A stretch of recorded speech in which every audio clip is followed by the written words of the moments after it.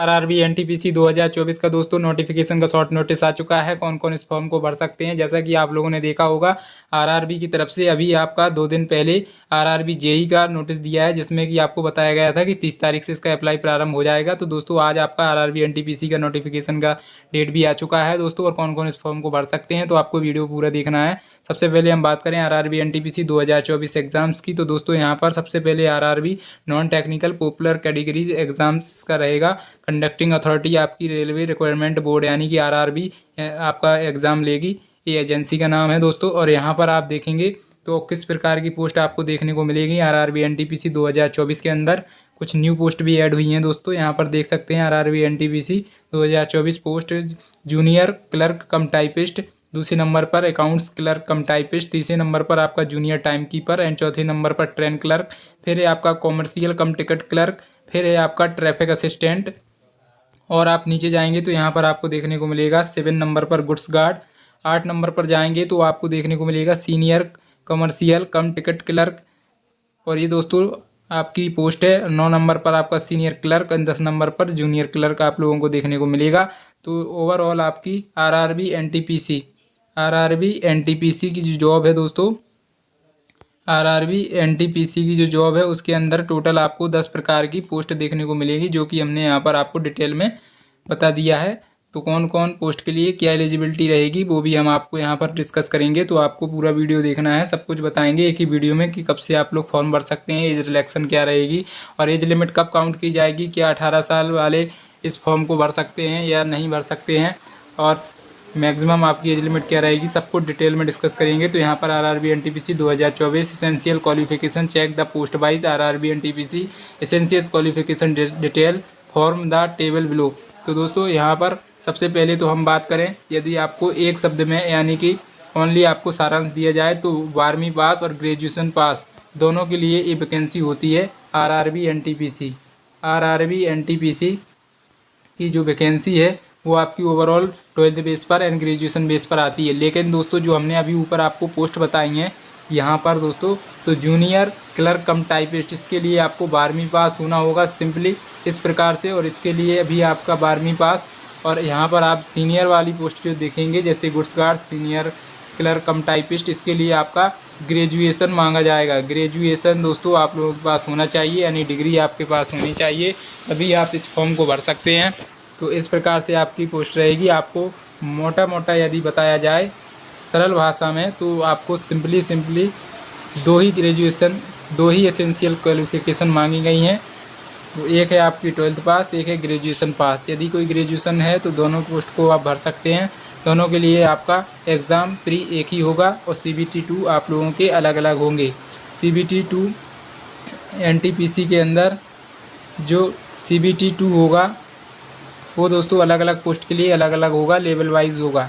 अब यहाँ पर यदि हम आपको बात करें आरआरबी एनटीपीसी के बारे में कि आरआरबी एनटीपीसी 2024 में एप्लीकेशन फ़ीस क्या रहेगी, तो जैसा कि आपकी रेलवे की प्रीवियस ईयर फीस रहती है सेम इस प्रकार भी देखने को मिलेगी।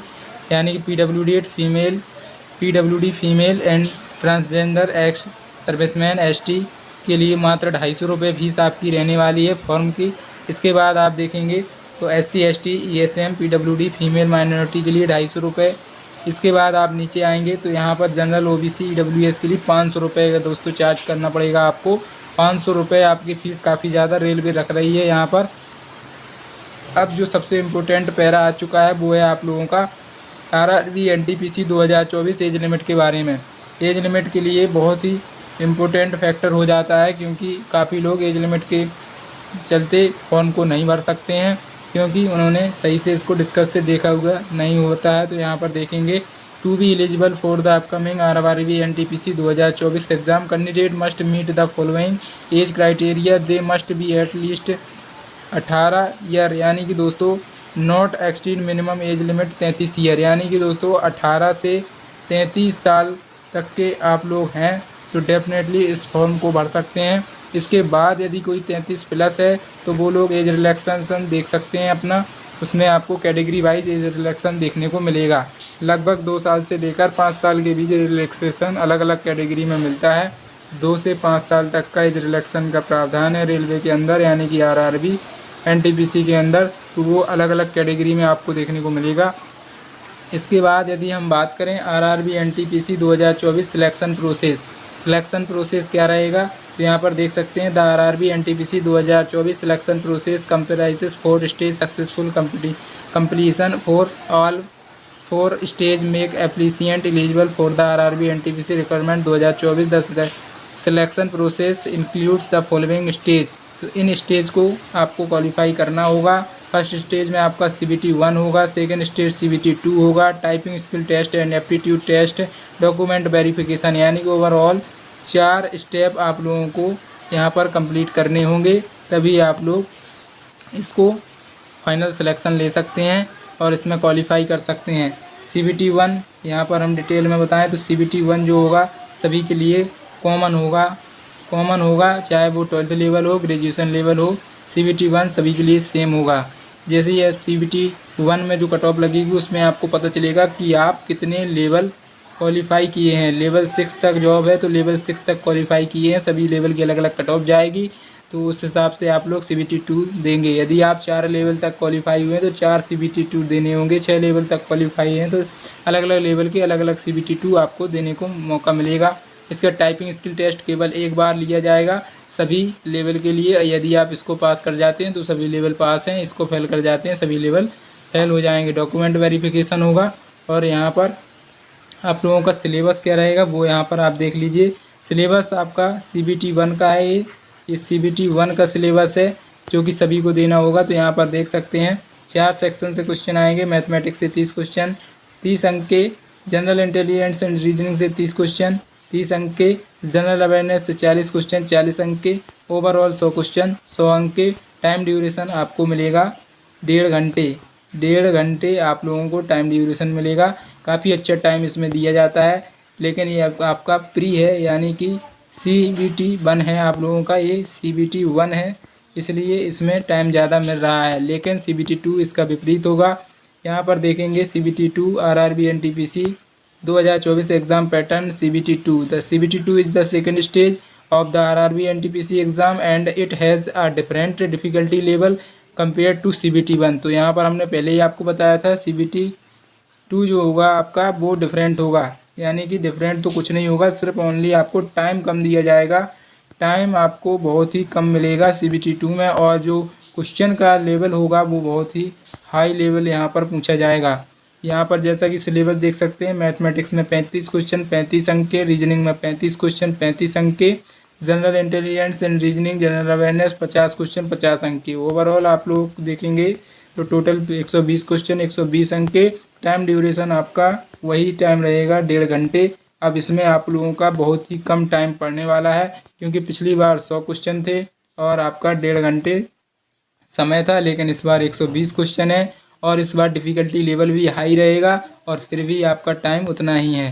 तो आप लोग पूछेंगे सर कट ऑफ क्या जाती है, तो कट ऑफ की यदि हम बात करें तो पिछली बार कट ऑफ आप लोगों की, यदि हाई जोन की बात करें जैसे कि इलाहाबाद जोन हो गया, तो इसकी जो कट ऑफ लगी थी वो लगभग 72 से 75 77 के बीच आप लोगों की कट ऑफ गई थी, लेवल वाइज अलग अलग, यानी किसी के रेंज में आपकी सभी लेवल क्वालिफाई थे लगभग।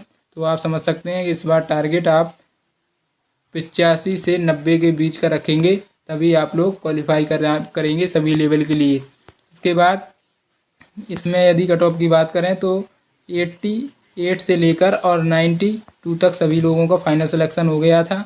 इस बार की बात करें तो आपका 90 से लेकर 100 के बीच का स्कोर आपका सेफ रहेगा 2024 के लिए। अब बात करें कि आरआरबी एनटीपीसी नोटिफिकेशन 2024 कब से आप लोग फॉर्म अप्लाई कर सकते हैं, क्योंकि आप लोगों ने देखा होगा जेई का जो नोटिफिकेशन था वो सबसे लास्ट में आना था, लेकिन वो सबसे पहले दिया गया है। जैसा कि आप देख सकते हैं जुलाई से सितंबर के मध्य यहाँ पर non technical popular categories graduation level आना था, फिर आना था आपका 12th लेवल पर एनटीपीसी, फिर आना था जूनियर इंजीनियर, लेकिन इन्होंने उल्टा कर दिया, जूनियर इंजीनियर को पहले लाए, यानी कि 30 जुलाई से इसका फॉर्म स्टार्ट कर दिए। और इसके बाद आप लोगों की जो एनटीपीसी की वैकेंसी थी, जो एनटीपीसी की जो आप लोगों की वैकेंसी थी, इसको उन्होंने लास्ट में कर दिया। तो ये वैकेंसी आप लोगों को अगस्त अगस्त के फर्स्ट वीक में आप लोगों को ये वैकेंसी भी देखने को मिल सकती है। हो सकता है सेकंड वीक भी आ जाए अगस्त का, लेकिन अगस्त में डेफिनेटली आप लोगों को ये वैकेंसी देखने को मिलेगी। तो आशा करते हैं वीडियो हेल्पफुल लगी होगी तो वीडियो को लाइक करें, और जिन्होंने अभी तक वीडियो को शेयर नहीं किया है सभी लोग वीडियो को शेयर करें, और सब्सक्राइब जिन्होंने नहीं किया है चैनल को सब्सक्राइब कर लें। मिलते हैं नेक्स्ट वीडियो में, तब तक के लिए जय हिंद।